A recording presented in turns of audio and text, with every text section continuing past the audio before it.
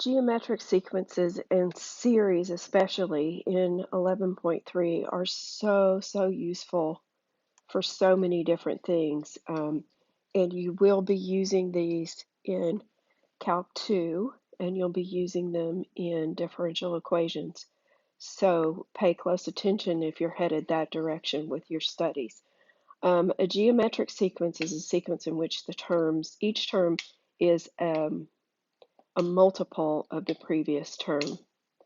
So whereas in an arithmetic sequence, you're adding the same thing each time, this time you're multiplying by the same thing each time. And if you look at my ith term here, you see that everything in here is a factor. It's all multiplication. There's no addition or subtraction going on, okay? And this is usually going to be the case that you run into, okay? Your first term is set, and R is called the common ratio because if you divide one term by the term before it, you will always get the same value. And that's because this guy is being raised to power and the counter is in the power. So every time your counter goes up by 1, you're multiplying by another factor of R. Make sure that you always simplify before you write your A sub I. Okay, some examples of geometric sequences. This one right here, I started with a 3. The next was a 6. The next was a 12. You see that I'm not adding the same value each time, so you know it's not arithmetic. 3 multiplied by 2 is 6, multiplied by 2 is 12. So you see that I'm multiplying by 2 each time. So my first term is set. My ratio is 2. That's the number that I'm multiplying by and the number that will be raised to the power. So the ith term is the first term times my ratio, and this minus 1 backs that counter up by 1 because we want A1 to just be 3. You see that if I is 1, 2 to the 0 power is just 1. So your first term is a 3. And then once you get past I equals 1, now you're starting to multiply each term by another 2.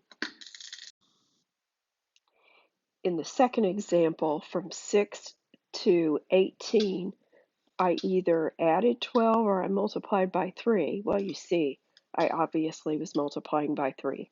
So the first term is set at 6, the ratio is 3, and you plug it into your formula. But notice that 6 is 2 times 3. So I can factor this 6, and then I can take this 3 and multiply it by this 3 to the power, which adds 1 to the exponent. And this is a much easier form of your ith term to use, okay? Another example, write the first 4 terms of this geometric. So if I is 1, notice that this is in simplified form. So if I is 1, 4 times 5 is 20.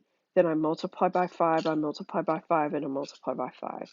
And that's all you have to do for these. And you can check it by plugging in a 2, a 3, a 4, like that.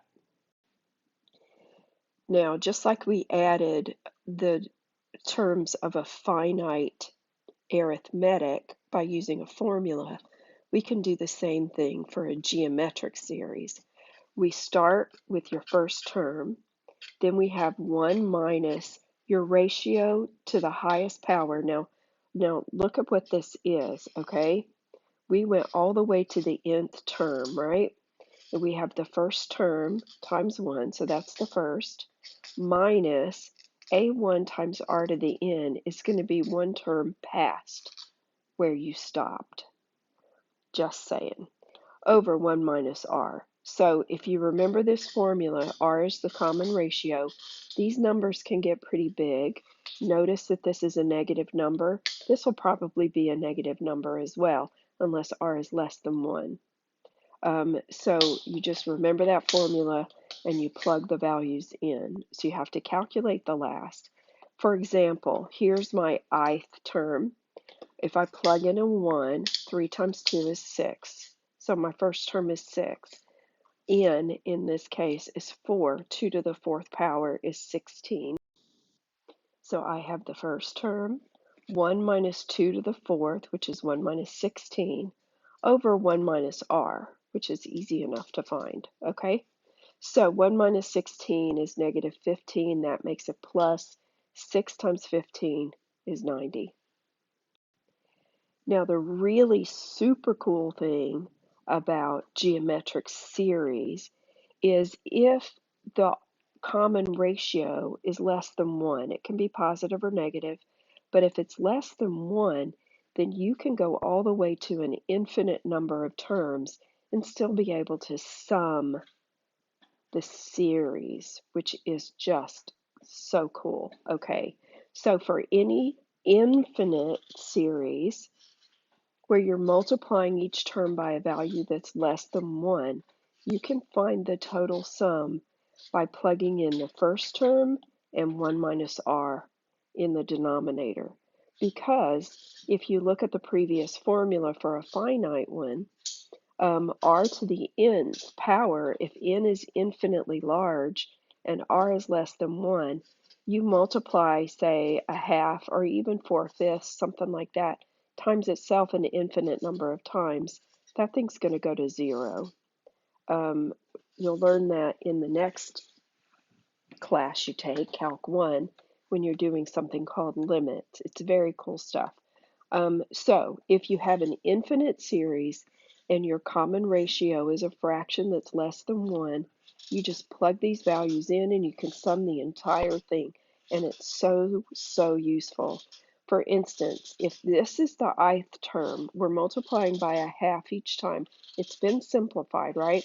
So if I plug in a 1, I get 1/2 times 3. My first term is 3/2. My ratio is r, and I'm going to plug these values into this formula. So I have 3/2 up here and 1 minus 1/2 on the bottom, like this. Notice the common denominator. I'm just going to multiply the top by 2 and the bottom by 2, which gets distributed, right? So the top becomes a 3, the bottom becomes 2 minus 1, and I get 3. So if I take all of the terms in this infinite sequence, think about what these terms are. Let me write them down here. The first one will be 3/2. The second one is 3/4. 3/8, 3/16, 3 over 32, 3 over 64, and it goes on and on and on. But isn't it amazing that you can add an infinite number of numbers together and come up with a value? Holy cow, yeah. The next thing we're going to do is pretty cool too. Watch what we can do with this stuff. We can prove that 0.9 repeating forever and ever is actually equal to 1. We can do it more than one way, but using a geometric series, we can rewrite this as 0.9 plus 0.09 plus 0.009 and on like that. You notice that this is 9 over 10. This is 9 over 100, 9 over 1,000. So we're just multiplying our denominator by 10 each time. So if I have 0.9 times a tenth, adjusting my counter, I also want to show you something here, that if I take 0.9 and write it as 9 over 10, I can have 9 over times 1 over 10 to the I, right? So you can simplify that, and usually your guys are going to be written like this. But in this case, we developed it ourselves. There's no reason to fix this. So I've got 0.9 in the top and 1 minus 1/10 in the bottom. If I multiply the top and the bottom by 10, this becomes plain old 9. Distribute on the bottom, I got 10 minus 1, 9 over 9 equals 1. There you go. Watch this other way that you can do the same thing. If this is 0.9 repeating and we set it equal to x, Then if I multiply both sides of this equation by 10, I get 10x over here, and one of those 9's comes to the front, but it's still a never-ending point 9 on the right-hand side. So if I take this row and subtract this row, the decimal part of this value goes away, and I'm left with just the whole number. And then 10x is minus 1x is 9x. Divide away the 9, x equals 1. So we can prove that 0.9 repeating actually equals 1. Cool beans. Get started on this homework and have tons of fun.